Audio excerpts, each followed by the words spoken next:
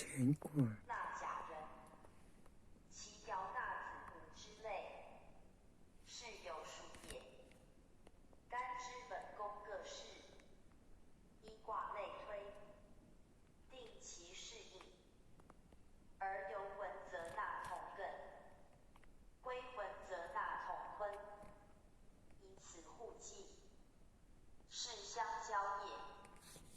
故卦序不独参诸卦爻之数，宜兼纳甲纳辰之数，不独测其对举循环之力，宜兼考其宫位适应交互之规，彼其气非复先天之纯一。